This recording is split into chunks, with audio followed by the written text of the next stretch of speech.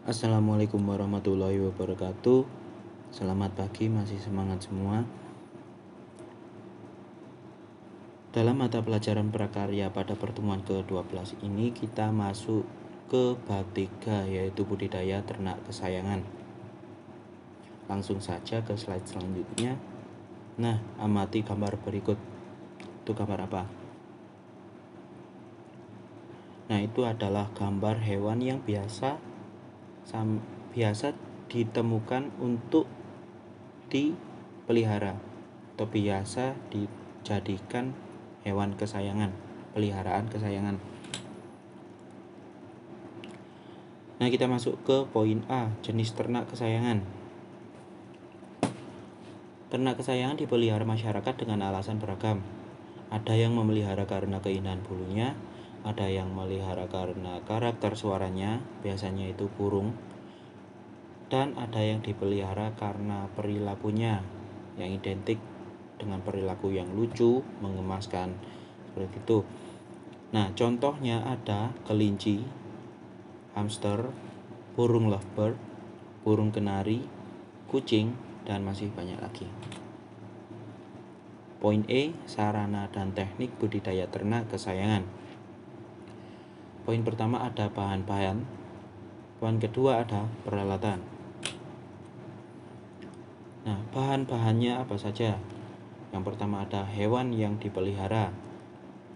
Pemilihan hewan ternak kesayangan yang baik harus memiliki kriteria seperti tubuh tegap, geraknya gesit dan lincah, bulu halus mengkilap dan tidak rontok, pandangan mata tajam, nafsu makan baik, bagian kaki tidak bengkok. Nah, dari pengertian di atas yang saya sebutkan tadi, bisa diambil kesimpulan bahwa hewan yang dipelihara harus tidak mengalami cacat dan harus sehat. Nah, bahan-bahan yang kedua ada pakan. Setiap pakan yang diberikan harus mengandung nutrisi lengkap dengan komposisi seimbang agar pemberian pakan efisien dan sesuai kebutuhan. Bahan-bahan selanjutnya adalah obat-obatan. Nah, obat-obatan ini untuk mengatasi kendala hama dan penyakit yang mengganggu hewan ternak kesayangan. Nah, hama itu biasanya terjadi karena perawatannya yang kurang. Nah, hamanya seperti kutu, kemudian serangga-serangga yang lain yang menyerang hewan peliharaan, dan penyakitnya biasanya flu, kemudian rontoknya bulu-bulu, dan lain-lain. Dan poin yang selanjutnya ada air. Air ini diperlukan untuk melancarkan makanan dalam saluran pencernaan, terlebih lagi terkait dengan produksi susu induk yang menyusui. Nah, air ini juga digunakan untuk bila ada keperluan membersihkan hewan peliharaan, dimandikan itu juga perlu air. Dan mandinya hewan peliharaan ini sangatlah penting untuk menjaga kesehatan, kemudian untuk menjaga kondisi bulu, dan macam-macam banyak. Nah, di poin C ada tahapan budidaya. Di poin pertama ada pemeliharaan kandang, poin kedua pemilihan bibit, kemudian pemberian makan, kemudian pencegahan hama dan penyakit. Kita bahas di poin pemeliharaan kandang.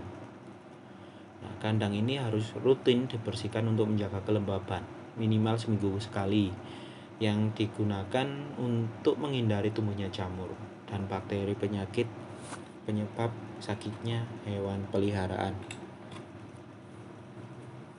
Pemilihan bibit. Pemilihan bibit ini yang dimaksud bibit adalah bibit hewan peliharaan tersebut. Pemeliharaan bibit yang baik merupakan kunci utama keberhasilan budidaya ternak kesayangan. Bibit yang dipilih memiliki bentuk tubuh yang seimbang dan tidak cacat. Kemudian pemberian makan. Nah, pakan ini merupakan faktor utama penentu produktivitas ternak. Biaya pakan menempati 60% sampai 80% dari jumlah total biaya usaha peternakan. Kemudian pencegahan hama dan penyakit. Pencegahan dan pengendalian hama dan penyakit dilakukan dengan menjaga kebersihan kandang beserta lingkungannya. Kandang beserta lingkungan. Pemberian makan yang sesuai dan memenuhi gizi serta penyingkiran sesegera mungkin ternak yang sakit. Jika ada peliharaan yang sakit, jangan sekali-sekali didekatkan di peliharaan yang sedang sehat, karena itu bisa menular. Oke, pertemuan hari ini kita akhiri dari pembahasan singkat yang kita pelajari barusan. Kalau ada yang ditanyakan, silahkan ditanyakan di grup atau bisa menghubungi saya langsung. Nah, untuk soal nanti saya share di Google Classroom masing-masing. Mungkin masih sama seperti yang pertemuan kemarin, karena masih banyak yang belum mengumpulkan tugas, jadi saya kirimkan tugas perbaikan untuk memperbaiki nilai-nilai sampean yang 0. Oke, pertemuan hari ini saya akhiri, kurang lebihnya saya mohon maaf. Saya akhiri, wassalamualaikum warahmatullahi wabarakatuh.